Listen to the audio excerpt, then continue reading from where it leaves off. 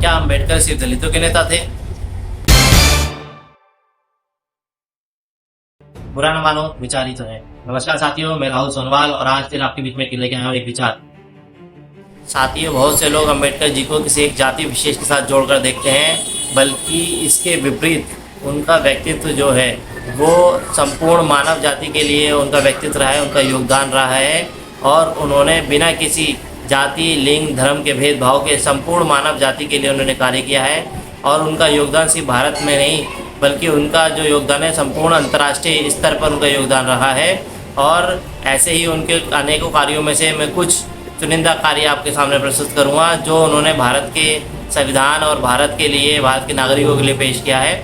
जैसा कि पहला कि भारत का संविधान के निर्माण के अंदर उनकी भूमिका आप सब जानते हैं, उनकी अहम भूमिका रही है और वो निर्माता भी हैं। और उन्होंने अपने भारत के संविधान बनाते समय सबको बराबरी का अधिकार दिया है, ताकि समान नागरिक अधिकार सबको प्रदान किए हैं, जिससे आज देश में समानता का अधिकार जो है वो समान, हर इंसान बराबरी से अपने हक के, अपना सम्मानपूर्वक जीवन जी सके।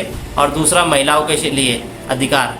महिलाओं के लिए अधिकार में उन्होंने मैटरनिटी राइट, प्रेग्नेंट वुमेन जो होती है उनके लिए राइट्स दिए हैं और पेड लीव के उन्हें अधिकार प्रदान किए। इसके अंदर अम्बेडकर जी की बहुत बड़ी भूमिका रही है। साथ ही उन्होंने अपने जीवन काल में हिंदू कोड बिल लाने की पुरजोर कोशिश करी है, पूरी मेहनत करी है। और महिलाओं को अधिकार, वोट देने का अधिकार, समानता से रहने का अधिकार, कार्य क्षेत्र में समानता का अधिकार, शिक्षा का अधिकार जैसे अन्य अधिकारों में भी अम्बेडकर जी की बहुत बड़ी भूमिका रही है। तीसरा, उन्होंने लेबर, जो मजदूर होते हैं उनके लिए भी बहुत ही योगदान दिया है। उनके क्षेत्र में भी लेबर लॉ, जो पहले कभी 12 से 18 घंटे तक लोगों को कार्य कराए जाते थे, उनको घटाकर टाइमिंग उन्होंने 8 घंटे की करी। और मजदूरों के लिए भी राइट्स के लिए उन्होंने भूमिका निभाई। आरबीआई की नींव, भारत में आरबीआई की जो नींव रखी गई है उसके अंदर अम्बेडकर जी के विचारों की बहुत बड़ी भूमिका रही है। उनके, अम्बेडकर जी के जो रिसर्च थे उनके आधार पर भारतीय रिजर्व बैंक, उसकी स्थापना की गई। और उसके अंदर जो रुपए की जो समस्या है और जो भारत के आर्थिक विकास के ऊपर जो भी चर्चा चलती है वो अम्बेडकर जी के विचारों के आधार पर ही की जाती है। साथ ही भारत में equal rights for all, women empowerment, right for to vote और सोशल जस्टिस फॉर ऑल, ये जैसी विचारधाराएं भारत में अम्बेडकर जी के ही द्वारा प्रस्तुत की गई।